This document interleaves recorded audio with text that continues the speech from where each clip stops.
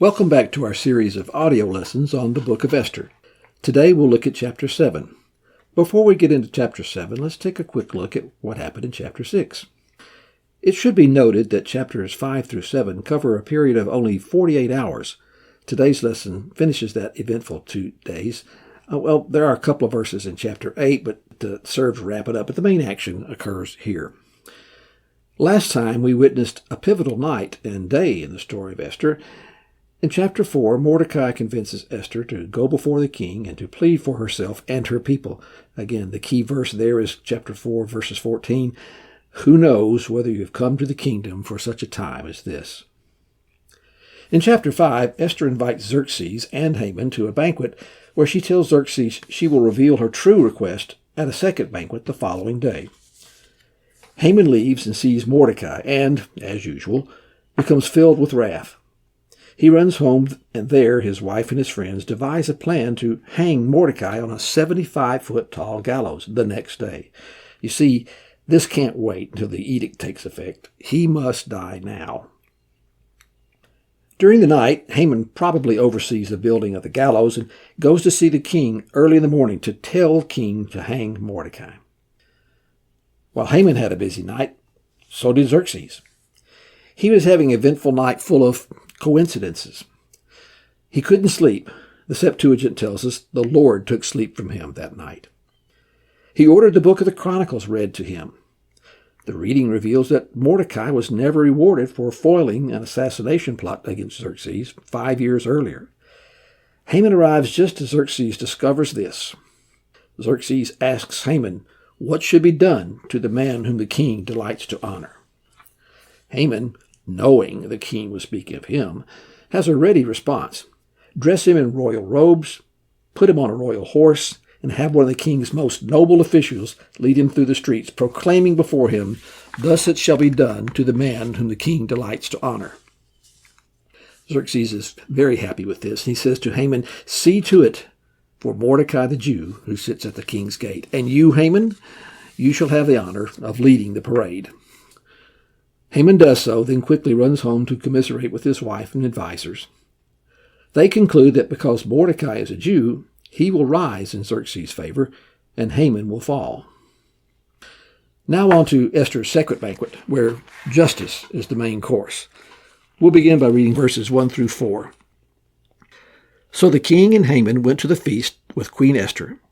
And on the second day, as they were drinking wine after the feast, the king again said to Esther, "What is your wish, Queen Esther? It shall be granted to you. And what is your request? Even to half my kingdom it shall be fulfilled." Then Queen Esther answered, "If I have found favor in your sight, O king, and if it please the king, let my life be granted to me for my wish, and my people for my request. For we have been sold, I and my people, to be destroyed, to be killed, and to be annihilated. If we had been sold merely as slaves, men and women, I would have been silent, for our affliction is not to be compared with the loss to the king." The events are now beginning to lead to a conflict point. Esther's second banquet is nearly complete, and they are again having after-dinner drinks. If Esther knew what she was going to say and how she was going to present it, why didn't she reveal it in the first banquet? Well, first, to build a little anticipation and anxiety in Xerxes, but more importantly, the events of the previous night, that is, Xerxes' insomnia, Haman building the gallows, and so forth, that would have not taken place. Haman may have convinced Xerxes to grant Mordecai's execution, again, Xerxes not knowing it was Mordecai, and that would have changed the atmosphere of the second banquet completely. That is, if there had even been a second banquet. Haman would have been elated, but Esther would have been mourning over Mordecai. That is, if Esther knew about it, in the seclusion of the harem, she might not have known. Now, it's a relaxed atmosphere, but Xerxes may be experiencing some anxiousness or excitement over Esther's request. Haman, after the day he just had, must be thinking, nothing else could go wrong today. He's lost his chance to have his revenge on Mordecai individually, and now he must wait until the edict takes effect. Haman may have been more reserved this day than he was the previous. He may be distracted by the events of the day and the comments of his wife, and therefore guarding every word and action not to offend the king and fall further in his sight, trying to gauge how the king really feels about him. There are some slight differences among the meetings between Xerxes and Esther. When she comes to him unannounced in chapter 5, Xerxes addresses her as Queen Esther. This is a formal situation, so he calls her queen, and he asks her request, a singular request in his mind, offering up to half his kingdom. After the normal court etiquette, if it pleases the king, she extends the offer to attend a banquet she has prepared for he and Haman. At the first banquet, just a few hours later, Xerxes expands his inquiry from request at their meeting to wish and request, again offering up to half his kingdom. He does not call her queen this time, probably because they are in a more informal setting. This dual request may be just the Middle Eastern habit of repeating something for emphasis, using different phrases. In this case, he's still thinking of a singular request, but expresses it in two different ways. This is a language characteristic seen in Hebrew poetry called thought rhyme. Esther understands this and combines the dual wish-request back into one event. Please come to a banquet tomorrow, and I'll do as the king says. Now this time, after the normal court etiquette, if it pleases the king, she adds, if I have found favor in your sight. This adds a sense of urgency and earnestness to the request. Finally, the second banquet comes. Xerxes' inquiry this time is a combination of the first two meetings, Queen Esther in a more formal setting, and this dual wish request, along with, again, the offer of half the kingdom. Some suggest in doing this, Xerxes is making this a more formal inquiry, expecting an answer this time, no more delay. Again, Esther uses both if I found favor and if it pleases the king to convey a sense of urgency. Ecclesiastes 3 says, there is a time for everything under heaven, and specifically in verse 7, a time to keep silent and a time to speak. She speaks, taking Xerxes' intent of a singular request, and breaks it back down into the two, a wish and a request. And her wish and request are startling. She must tread lightly here. She must fully expose Haman, but never appear to bring a hint of a charge against the king, even if he was just as complicit in this as Haman. Her wish is for her life to be granted to her, and her request is for the life to be granted to her people. In Hebrew, this takes only 4 words. To the modern Jew, they are very poignant, and they've been preserved in a traditional liturgy called the Silikoth. These are penitential prayers in the form of liturgical poems recited on special religious days. A liturgy is basically a recited ritual wherein the religious speaker speaks a line and the audience either repeats that line or a predetermined proper response. As an example, the father of one of our sons-in-law passed away a couple of years ago. He was Catholic, and at the funeral the priest would say ABC, and the audience would respond XYZ. Sometimes he would preface his line by saying the proper response is, and then he would proceed. In the Bible, Psalm 136 is an example of a liturgy. When Xerxes hears this, he must be thinking, what is she talking about? Who's trying to kill her, and what does her people mean? Is she talking about the Persians? Is she talking about her family? Remember from our study in chapter 3, she was, from outward appearance, indistinguishable from a Persian. There's no special dress, no special food. No one knew she was a Jew. She shows some rhetorical skill in echoing the king's request. What is your wish? And request. My wish is. My request is. When she finally makes her wish and request known, she uses great tact. She does not immediately identify herself as a Jew. As Haman had concealed the identity of the Jews set for massacre, this certain people, so now Esther hides her identity. Remember, Mordecai had told her not to do so, and she had not. She shows great wisdom in how she frames her request. She appeals to Xerxes on a personal basis. Both she and Xerxes know that she had never done anything but please the king. The revelation that the life of his queen was in danger would naturally arouse a protective instinct in him. She follows this by finally identifying with her people, still not naming them, leaving it to Xerxes and Haman to make that conclusion. Esther now explains her circumstance. We have been sold, I and my people. Haman, of course, had bribed the king with 10,000 talents of silver and to allowing him to use the king's signet ring to finalize the decree. This is a cleverly disguised reproach to the king without mentioning his name or involvement. Have been sold here is what they call passive voice, which means there's no accusation to anyone. Just some unnamed person did it. It just happened. There's no one to blame. Then she says, we are to be destroyed, to be killed, and to be annihilated. Using the exact wording of Haman's edict, she reveals their fate. And finally, she says, I would have kept silent if we'd been merely sold into slavery. The Jews were acquainted with slavery. It was part of their history. They were enslaved in Egypt. Periodic raids by surrounding nations during the time of the judges took many into slavery, and even now they were in captivity. Since the Assyrian captivity of the northern tribes in 722 BC, about 250 years earlier, all or part of Israel had been in captivity. The meaning of the last phrase here, following if we had been merely sold into slavery, is debated. Let's look how a few translations render it. After I would have been silent, the New American Standard says, for the trouble would not be commiserate with the annoyance to the king. The NIV says, because no such distress would justify disturbing the king. And the New Life Translation says, for that would be too trivial a matter to warrant disturbing the king. Well, those make it sound like she'd be okay with slavery and not be bothered to tell the king with any request. Something like, oh, we're going into slavery again? Okay, don't bother the king with this. He'll notice we're missing sometime.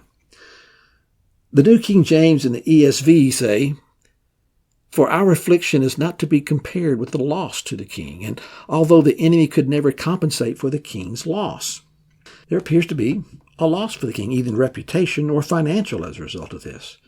And finally, the American Standard says, although the adversary could not have compensated for the king's damage, the King James says, although the enemy could not countervail the king's damage. And the Amplified Bible says, for our affliction is not to be compared with the damage this will do to the king. All these speak to damage to the king. Some think there was a little of both in this comment, and I think the combined meaning is the correct sense of the phrase. While slavery would not have been new to the Jews, wherever they had been, they were always an industrious and prosperous people. When they first entered Egypt, they were placed in the land of Goshen. There they grew so rapidly that Pharaoh became afraid of them and put them into slavery. In Persia, while technically prisoners of war, they were afforded all the privileges of native Persians as long as they obeyed the laws. They owned property, they owned and operated their own businesses, they were in positions of government and military. Anything native Persians were allowed, so were they. If they had been sold into menial slavery, forced labor, where they could not be free to prosper, or if they'd been rounded up, there were about 10 million of them, and then shipped off to another empire, say, give them to the Greeks, or, the Etruscans were on the rise at this time, maybe they needed a labor force. That would have been a tremendous loss to Xerxes and the empire in economic, intellectual, and political talent, one whose value would vastly exceed 10,000 talents of silver offered by Haman. Let's look at verses 5 and 6. Then King Ahasuerus said to Queen Esther, who is he and where is he who has dared to do this? And Esther said, a foe, an enemy, this wicked Haman. Then Haman was terrified before the king and the queen. The king is almost apoplectic here, almost sputtering. The translation into English loses some of its force. This comes with the force and speed of a machine gun. Who is he and where is he and who has dared to do this? This last phrase in Hebrew is literally, who is filled in his heart to do so? Who could be so bad and so bold as to try such a thing, to kill the queen? Until now, Xerxes nor Haman knew that Esther was a Jew. Xerxes probably should have known that it was by his authorization that the edict was issued, but clearly he has no recollection of Haman's plot. There was no mention of who these certain people were. By now, Haman may be putting two and two together. That which would be his triumph, the eradication of the Jews, is coming up. And it was always on his mind, especially after his last encounter with Mordecai. Esther is pleading for her life and the lives of her people, using the exact wording of Haman's edict. Oh no, she's a Jew, and I'm in trouble. Esther could have rightly said to Xerxes, as Nathan did to David, "You are the man." You, via Haman, signed the decree. But her intention was to expose Haman. Xerxes was just an unwitting pawn in Haman's plan. Haman was not a faithful servant of the king, but instead a foe and enemy, more interested in his own self-promotion than the benefit of the king. Her words reflect Xerxes' question in cadence and rapidity. Xerxes says, "Who is he and where is he and who has dared to do this?" And Esther says, "A foe, an enemy, this wicked Haman." And you can imagine her pointing her finger at him with each accusation. Some suggested there might be an incredulous tone in her voice, something like, "A foe and enemy, this wicked Haman, like you didn't know?" The words Esther used to describe Haman are very harsh, and each increases in intensity. The first, the ESV and New American Standard have as foe. That's a little mild. We might call an opponent in a sporting match our foe. Other translations have it better, adversary. Who else is called an adversary? Yes, in 1 Peter 5:8, the devil, our adversary. According to Strong, this has the idea of a persecutor or vexer. For the second word, all the translations I checked are consistent, enemy. This word carries the idea of hostility and is from the same root as hate. The final word is wicked. The NIV has vile. In the context here, Vine says it means evil, malignant, perversity of mind. So Esther's description of Haman is one with a persecutor, a vexer who hates the Jews. He is evil and malignant with a perverse mind. Stick a fork in Haman, he's done. He came to this second banquet in hopes of uplifting his spirits, but his world has come crashing down in 24 hours. Let's look at verses 7 and 8. And the king arose in his wrath from the wine drinking and went into the palace garden. But Haman stayed to beg for his life from Queen Esther, for he saw that harm was determined against him by the king. And the king returned from the palace garden to the place where they were drinking wine, as Haman was falling on the couch where Esther was.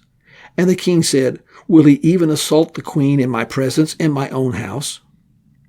As the word left the mouth of the king, they covered Haman's face. Esther has made known her wish and request. Now the ball is in Xerxes' court. Xerxes, filled with wrath, storms out into the palace garden. Why? What's on his state of mind? What's he thinking?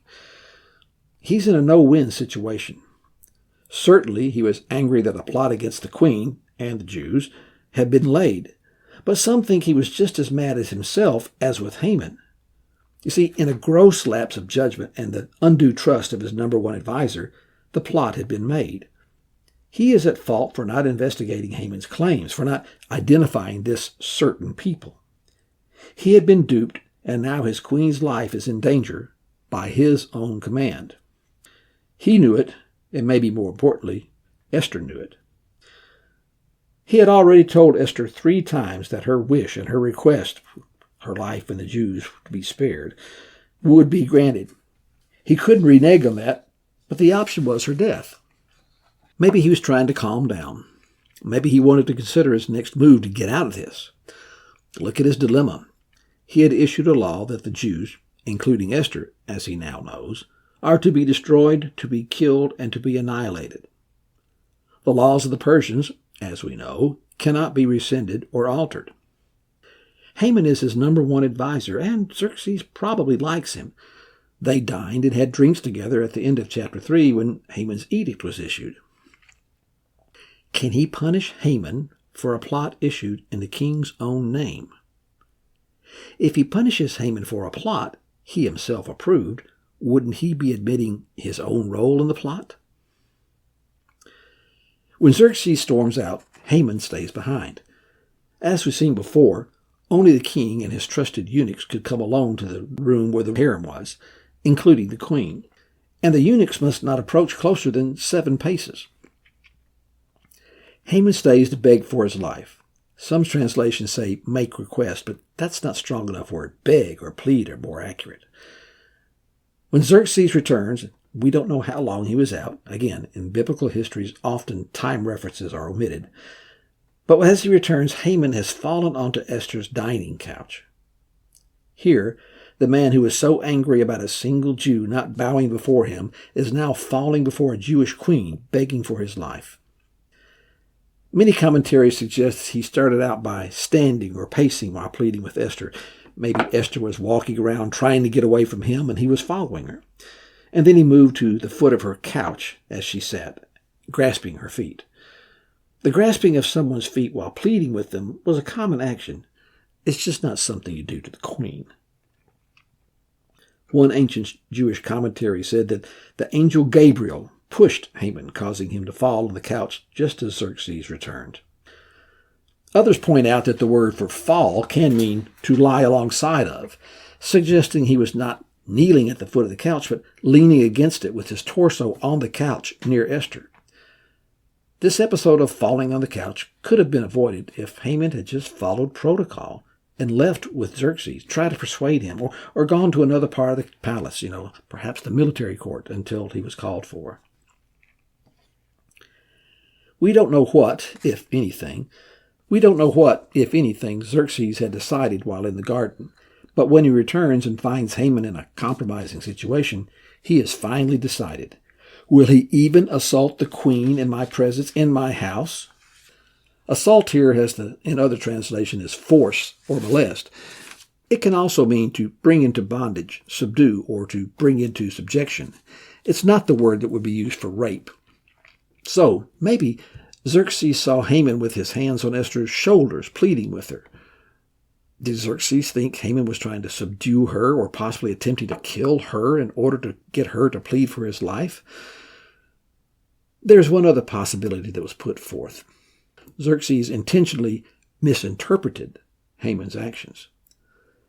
Some think he could plainly see Haman was not choking or beating Esther, but called it an assault or molestation in order to accuse Haman of a capital offense. He might lose his favorite advisor, but his own involvement in the plot would be covered and he would save face. That takes care of the Haman problem, but due to the edict, Esther's life is still on the line. Whatever the case, Xerxes' eunuchs knew exactly what to do. The accusation alone was enough to convict. They came in and covered Haman's head. This was a sign of the death penalty. Let's finish the chapter with verses 9 and 10.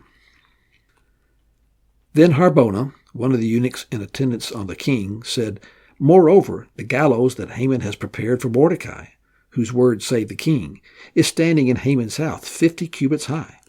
And the king said, Hang him on that. So they hanged Haman on the gallows that he had prepared for Mordecai.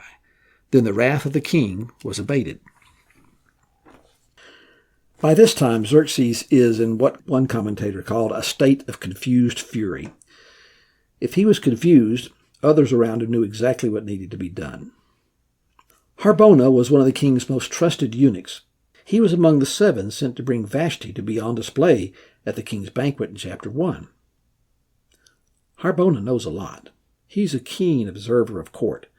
He knew of the gallows Haman had constructed. He knew how high it was, 50 cubits. Now, how he came to know these details is unclear.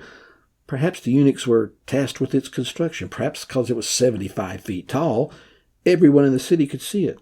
That was the idea, so high that everyone could see that miserable Jew Mordecai hanging.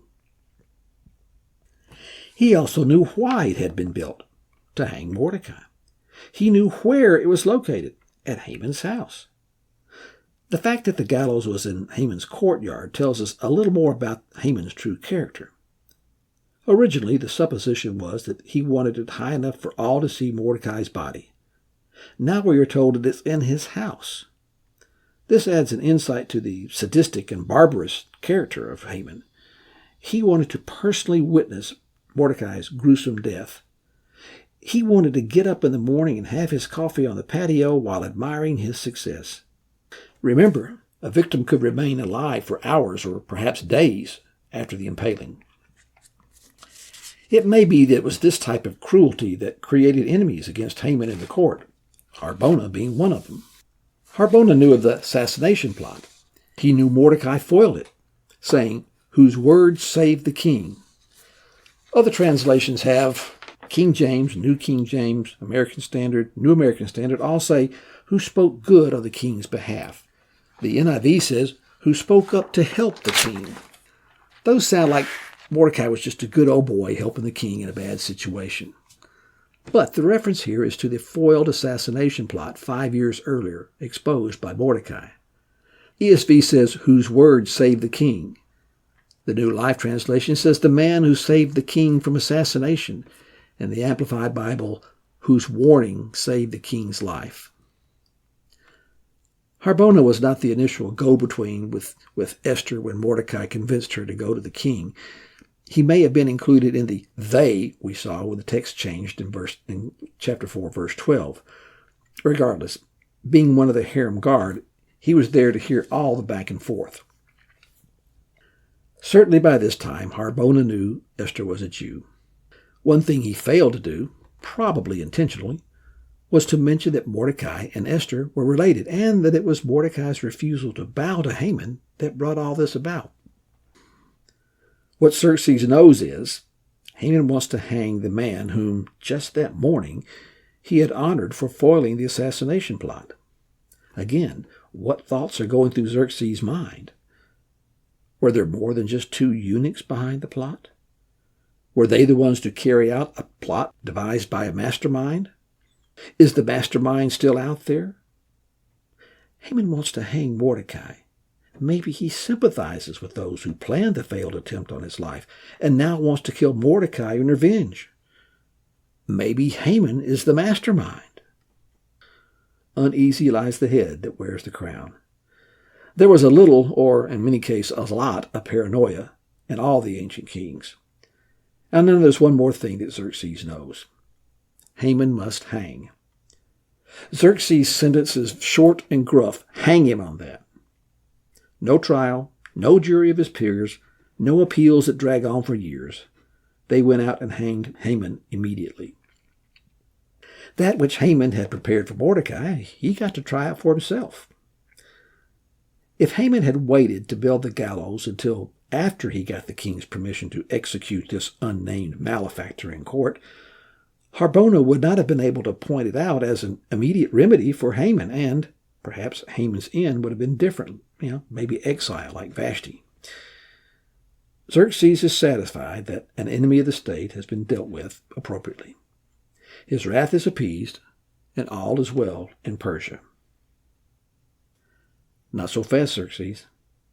The irreversible Persian edict to destroy, to kill, and to annihilate all the Jews throughout the empire, including your beloved queen, on the 13th of Adar, has gone out, and it is still in effect.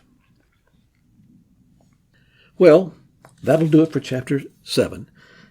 Next time we'll look at chapter 8. Until then, may God bless you.